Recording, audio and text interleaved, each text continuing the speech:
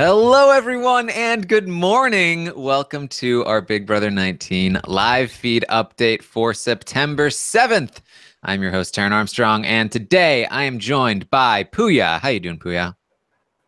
I'm good, Taran. Thanks for having me, and happy double eviction day to you. Oh, thank you. Double evictions, always fun, especially when we might be seeing Alex leave the house.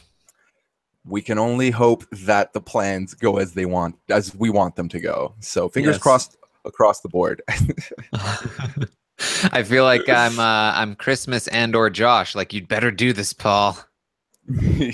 Don't screw us. Don't do it. Oh, I hope so. We'll get into it. It's going to get interesting. Yes. So we are here to update you on everything that happened on the feeds yesterday, and we start off the day with Josh talking to the cameras. The talk of the town is that they may be getting some video messages from home. So he's telling his family, "Do not say I am a fan of this game. Do not say this is my dream. You will ruin my game." I can only imagine that the response, if that happened, would be, "Oh yeah, good for you, Josh."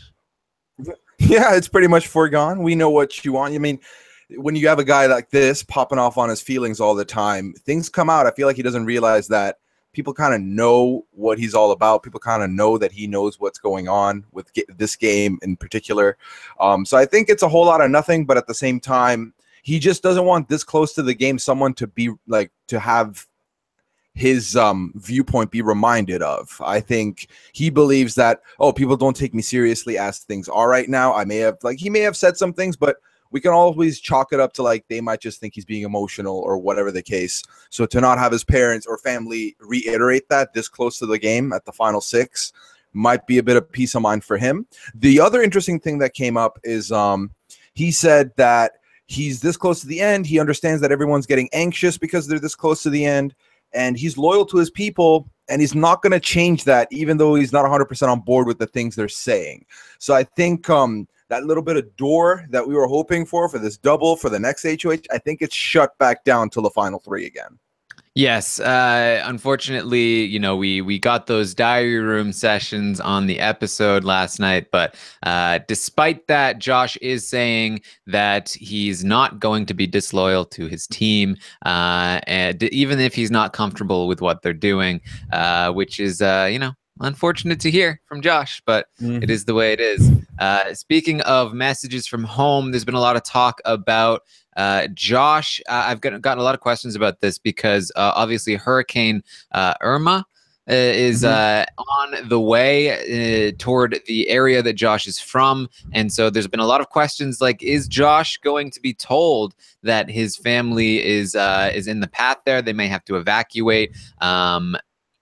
My answer to that question is I believe if his family is in any danger, they will let Josh know and obviously give him the option to go and be with them. However, if it's just a matter of like evacuation, then I think they may just like sort of leave it up to the family. Like, do you want us to let Josh know that this is happening? They may decide we don't want him to know. We don't want to worry him because we're all going to be fine anyway. So it's a little bit of a tricky situation. But if anything happens or might happen to Josh's family, I believe they will tell him. I'm sure they're on top of it, though. So that's my answer. I don't know. That's just my speculation.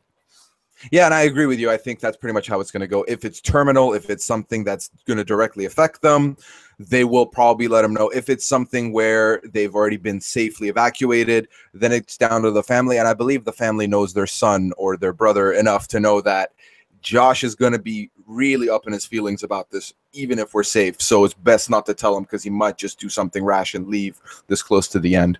So I think I'm with you. I think that's pretty much how it's going to go. I know that the speculation with Paul and why Paul was emotional a couple of days ago was the whole wildfire thing and his family being close to that. So I think there is reason to see why they would tell him. But at the same time, I think you have to chalk it up to whether or not they're going to be safely evacuated. Yes, Leslie in the chat is saying Miami is under mandatory evacuation now, they probably will be evacuated if that is true. And yes, you mentioned the Paul thing. I forgot to give an update on that. We talked about and speculated about what that news from home was for Paul.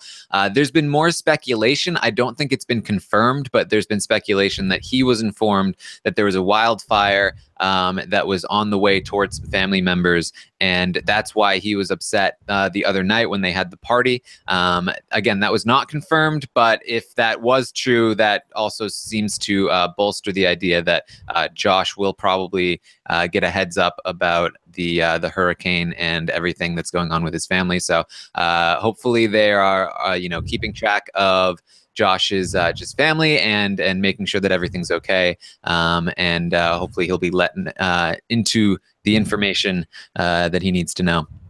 So yes, that is the situation with Josh. Moving forward in the day, we had Kevin talking to Jason, and more talk about Paul here, saying Paul is going to win this game. Everybody just does everything that Paul says without question, and here's why, Jason. They are insecure about their position in the game, and they want to just obey what he's saying so that they'll get further in the game. What they don't realize is that Paul wants to win this game too, Jason. Paul's gonna win. Yep, he reiterates it to him, and I feel like this is one of those things where it's like you have a group of friends, they all do this trip, they make a trip to, let's say, a foreign city they're not really aware of, and they have two options. You can rent a car and control your own destiny, be your own driver, or you can just Uber everywhere. And like when it comes to something like that, is like when you have a car yourself, you have total control. You can go out as far out as you want because you have a car to come back. Uber might not reach these destinations, but with Uber, you're kind of just sitting there and you let it take you. You don't, and like the Uber driver has complete control of which route to take, how long to take, and all of that jazz. So I feel like with the house guests, it's kind of like that, where Paul is the designated Uber driver and Paul decides their destiny and how long it's going to take them to get there.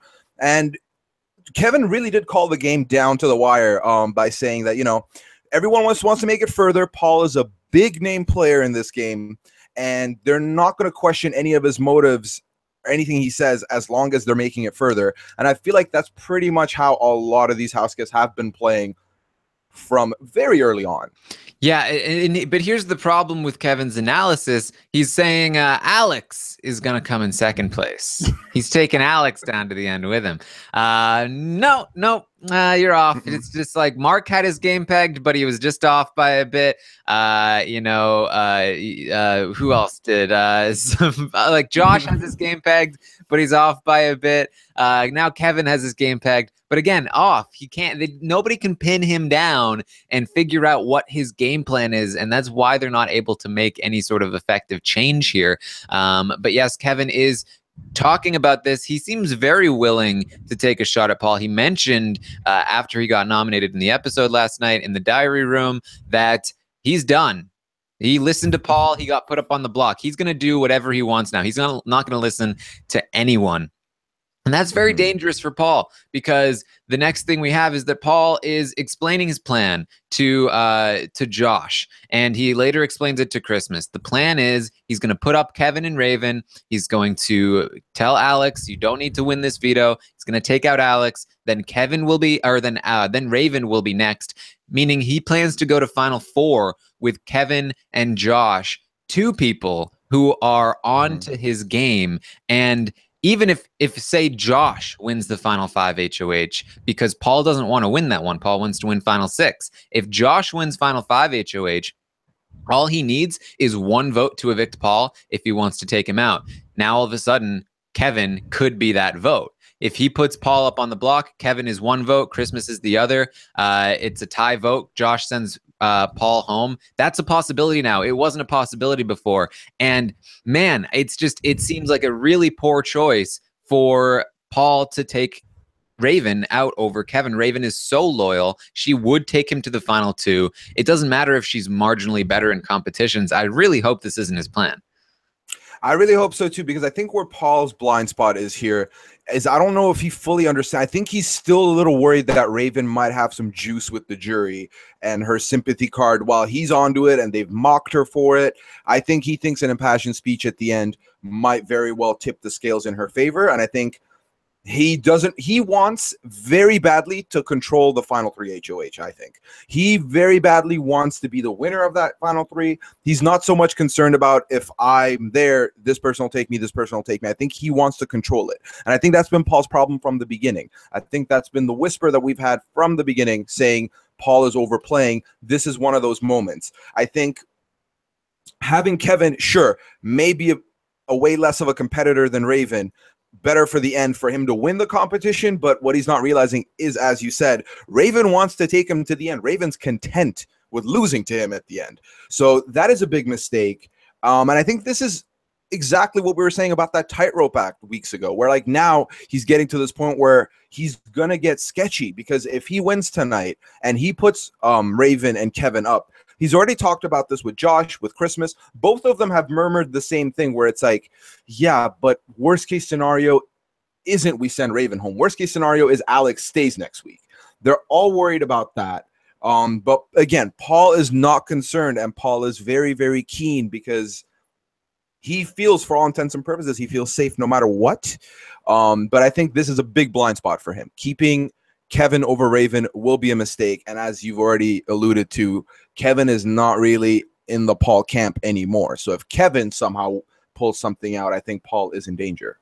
Yeah, I mean, after Josh's comments in the diary room last night, comparing Paul to Derek and Dan, there's been a lot of discussion about this comparison. And I know I was probably one of the first people to make the Derek comparison. I remember in the early weeks of the season, people were like, stop comparing Paul to Derek. He is no Derek. He is not playing Derek's game. Get out of here, Taran. Stop making this comparison. Now look where we are. But the thing is, if this was Derek, I don't know. I don't think we'd be talking about like, Derek, I don't know. What are you doing? Why are you taking Donnie to the Final Four? This doesn't seem like the correct decision, Derek.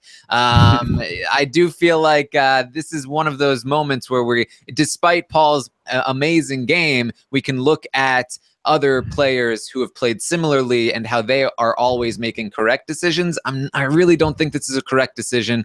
Again, I hope that Paul doesn't go through with this, but yeah, I mean, and we talked about this on the roundtable, but like if you think about Kevin's chances to win this game, Josh's chances to win this game, they could easily take him out at Final 5. They might be able to take him out at Final 4. If Josh decides to take a shot at Paul, if Paul is somehow vulnerable at Final 4 and Kevin is still there because they dragged him there, Kevin has a very real shot at winning this game. He probably can get to the final part of the Final 3 HOH because, you know, for as much as we want to say Christmas might have a chance at getting there, he still probably has a leg up on her. And then it's a crapshoot for the final part. And then if he wins it, he takes Christmas or Josh. I don't think it even matters. He probably wins the game. And then, you know, even if maybe he takes a shot at Final 4, maybe he takes a shot at Final 5.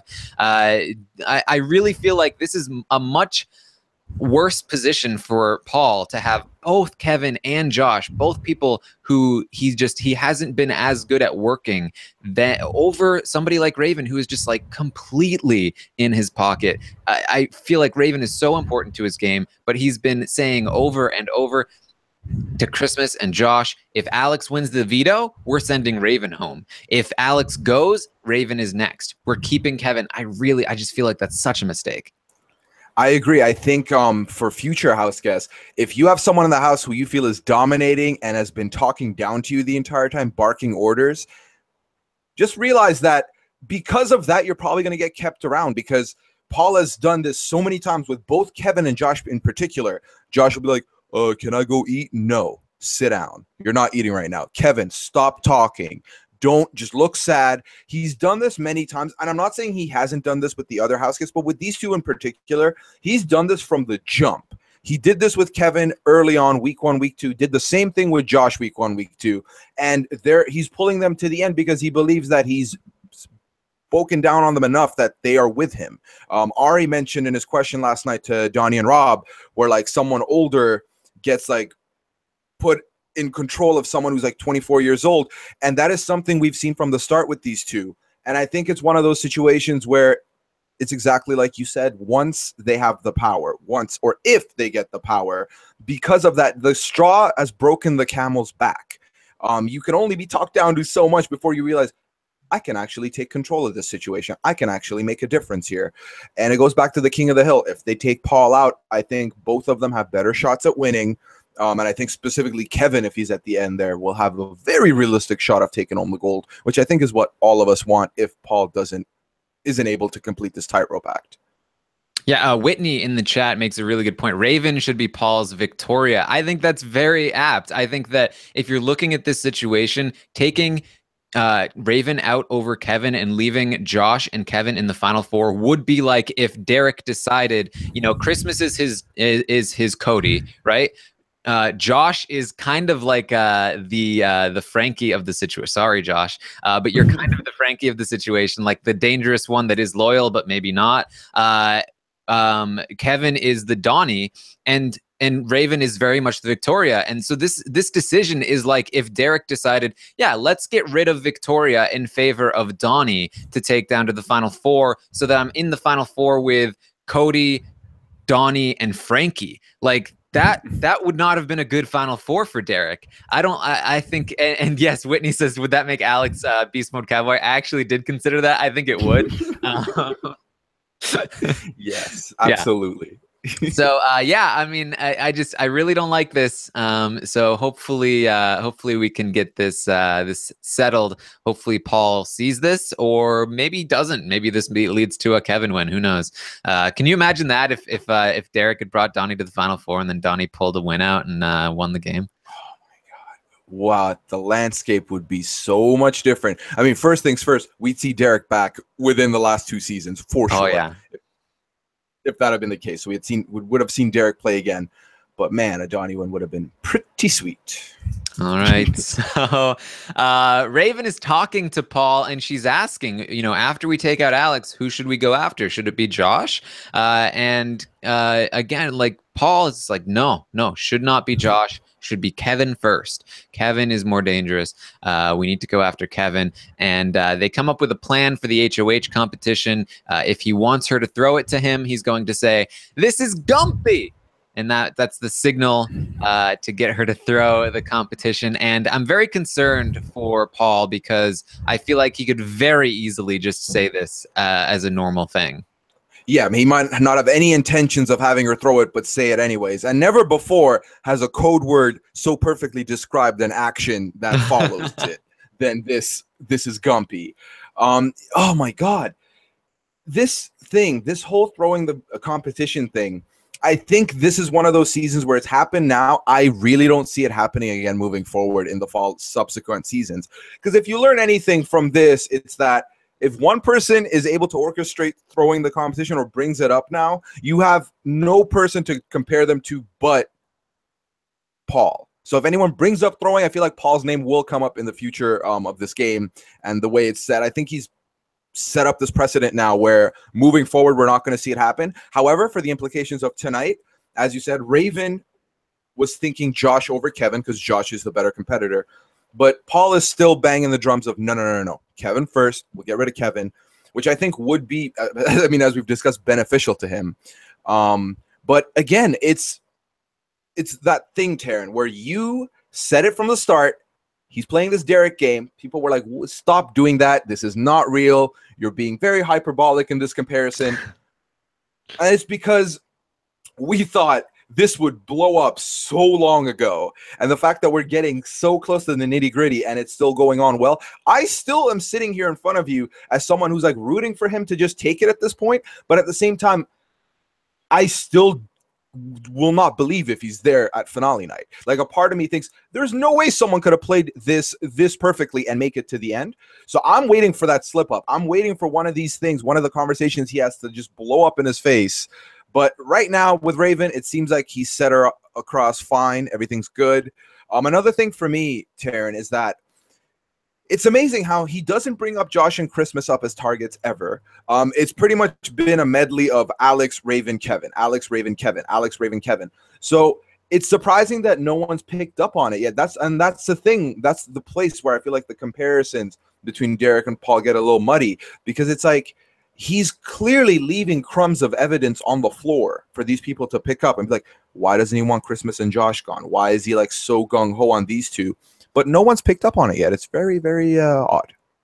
Yeah, I mean, you know, it's the things that Paul has been doing this season, and like again, when we talk about like how perfect he's playing, I do worry that like things have kind of gone his way in moments where like, you know, if we talk about this situation where he may bring Kevin and Kevin and Josh to the Final Four, that is not his optimal situation. Like, and if it just goes his way because he wins out from there, then people are going to forget that that was a mistake. You know what I mean? That it would have been better to bring Raven there.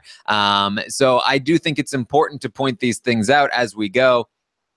So we can, you know, futilely point back to this and say that actually he did make some mistakes. Not that anyone will care or remember, but you know, it is important to point out, and that's why we've been so sure that Paul is going to stumble somewhere, because he has been pretty sloppy throughout the season. The one thing that's really been saving him has been his social ability, which again, if we want to discredit him, is probably bolstered in large amount by the fact that he's a sole vet in the house. However, there are some things that he's done that I don't think we can credit to that, like his relationship with Christmas. I do think that's independent from the vet status for the most part, at the very least.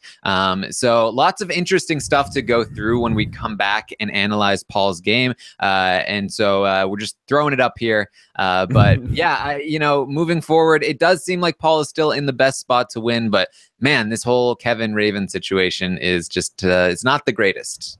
No, it's not. And I still can't go, like, again, he's really trying to like not have to put Alex up immediately. And I understand there's some points. So when you put someone up on the block and DeVito's about to play for the double eviction, yeah, I feel like there's a surge of energy that controls you that makes you really hustle for it. At the same time, I still don't see how he's going to be able to keep her safe, because actually Alex and Jason had a conversation yesterday where Alex is like, well, I think they're watching them on mute and like they're just seeing me lose these competitions. I have to gun for every competition from here on out. And I think that interspersed with Jason leaving and then the double immediately happens, you have to imagine she's going to hustle no matter what they say and no matter how they try and spin it at that moment. Because with Paul, I feel like he's able to plant the seed, not within 30 minutes. He needs a day. He needs a day and a half to kind of like, you know, sell them on an idea. I know he's been setting up targets like a week in advance before the next target is gone, but this is one of those situations where with the double eviction, it's almost like a reset button. It's like you wake up for that hour leading to the second eviction, you are awake and you are trying your hardest to like stay alive in this game and not be the victim of a double eviction. So it's one of those things where he's going to put up Raven and Kevin, and then he believes that he can convince Alex through that gesture that, hey, you're safe. I'm not worried about you. Like, we're good. Just try and gun for it. We're good. It's going to be Kevin. Kevin's gone. But then I feel like you might as well put her up, because I feel like if you don't and then you put her up anyways after the fact and then unanimously vote her out, she's bamboozled. She's bamboozled and she's going to go out right after Jason, then realizing, wow, this whole time he was after us. We had no idea he was out. He used the veto on me because he knew he was going to get rid of me next anyways. I feel like there's pieces of the puzzle that she can easily put together at this point. And as much as Paul wants to try and keep her blind to it, with a double eviction and the hustle that comes with it, I think she's still going to gun for it no matter what. Yeah, and that's an important thing to note, because Paul does think he can prevent Alex from trying to win these competitions, but she did have a conversation with Jason where she basically, as you mentioned, laid out, I am not going to be throwing competitions anymore. I don't think it's good for me. They're concerned that Paul has been winning more competitions than them, so she's concerned about that in terms of jury votes, and just in general, she wants to be winning more competitions. So I don't think Paul can convince her to throw anymore. I think she's going to be going gung ho for all of these, and that's not great for Paul. But he should still remain safe. Because he will be voting to keep Jason, and he'll be able to say that to her, and probably point her toward Kevin. And then, man, I guess that would be the craziest situation for tonight in the double eviction is if Alex wins the HOH, Paul will point her toward Kevin, and he'll probably want her to put Raven up as well, and then they might turn around and get rid of Raven first, which again is, I think, a mistake on all ends, because then Alex will be annoyed and Paul will be in a worse position. I really think that's like worst case scenario for Paul, is Raven goes home on Alex's HOH. But then she may also be mad at Christmas and Josh, and she may put up Kevin and one of them, in which case Kevin would probably go home. And then Paul sort of inadvertently would avoid that mistake of wanting to take out Raven before Kevin. But Alex would still be in the house, and she may start to question him, but probably not. So, just different interesting scenarios here for the double eviction. Things go so quickly. It is theoretically possible that that before Jason heads out the door, he whispers into Alex's ear, like, Paul screwed us, don't believe him. And then, it goes so quickly. She wins HOH, and then she puts him up on the block or something. Could be crazy. Then we get like Kevin and then Josh, like, you know what? Maybe I should take the shot. Who knows?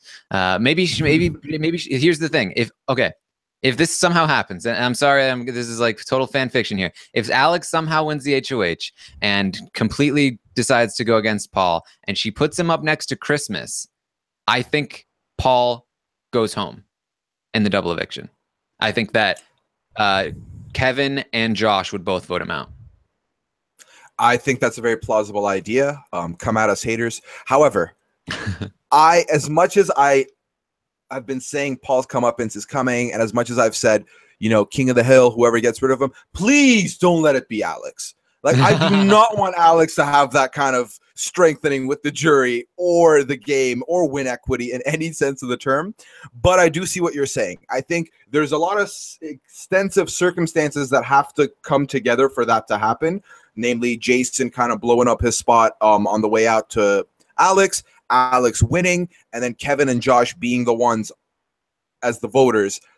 Those are the circumstances we need for that result to happen. And I think Paul has played it correctly in some sort of way. Right now, he will have plausible deniability going into this HOH, so that's fine. And then it just goes back to, if he's gung-ho on winning tonight. I think he really wants to win it. If he wins it, he has to realize that, damn, Alex has to go. Because if Alex doesn't go at that point, unless she wins the veto, he doesn't have that plausible deniability anymore. So a lot can happen tonight. A lot can happen tonight. This might be the best double eviction we have in a while. We might all get what we want, which is, we are seeing it right now. The main target is Alex. We might see that. We might see something crazy happen. All eyes at 9 p.m. Eastern. Yeah, well, hey, look, I'm sorry that I'm bringing up fantasy scenarios, but you can hear the excitement in my voice. It's been a while since I've been able to come up with situations where Paul actually goes home. It's been like 5 weeks at least. So give me something here. No,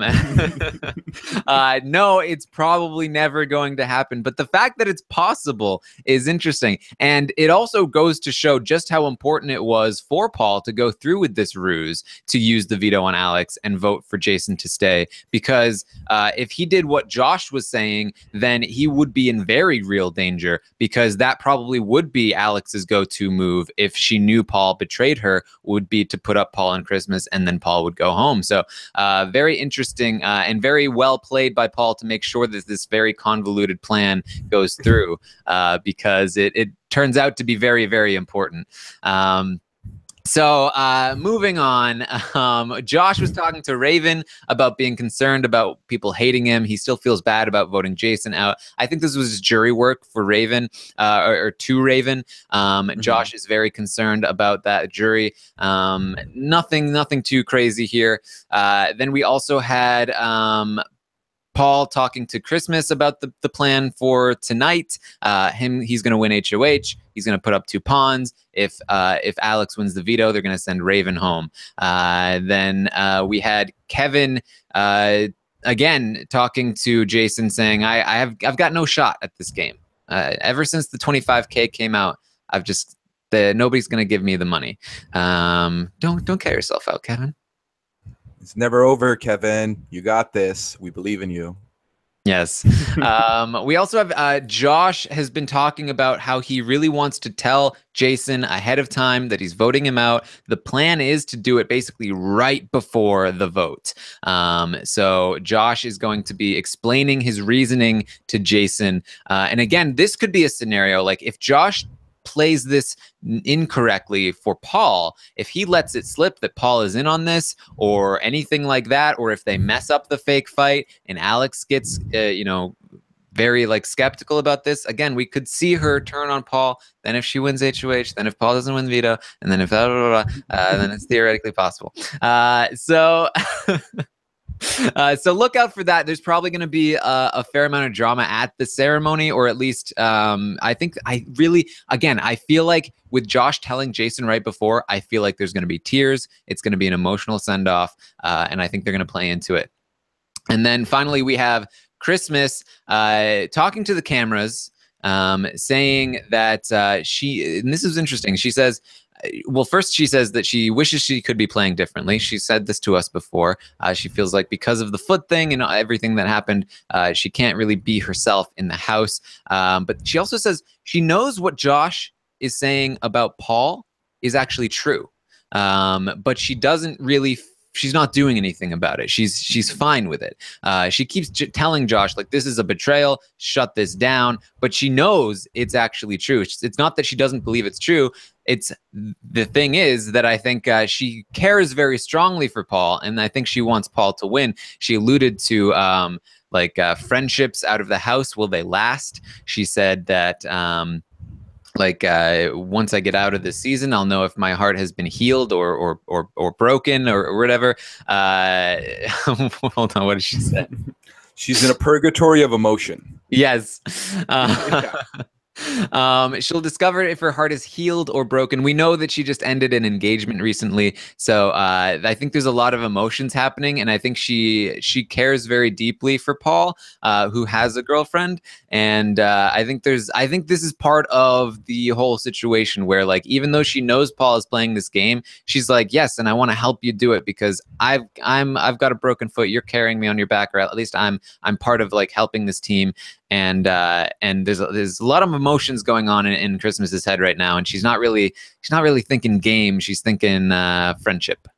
Yeah, and I think it has something to do with the fact that her planned wedding would have been in the past week, the timeline of it all. So I feel like once you realize, oh snap, I would have been married yesterday, it kind of opens you up to like thinking very emotionally and like getting the nostalgia involved and then reflecting on the connections you've made here. You feel bad about some things you've done. You feel remorse for like, oh, I went at this person this way. I shouldn't have. I should have you just want to hug everybody at that point. If you're feeling sad, if you're feeling down, you kind of regret things you've said or something like that. I think that's definitely all played a part.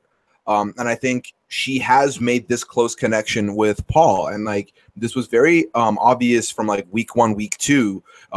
It's actually why she was put up after Paul couldn't go up by Cody, was because they had this like bond that was very noticeable in the beginning. And I think that's only grown stronger and stronger.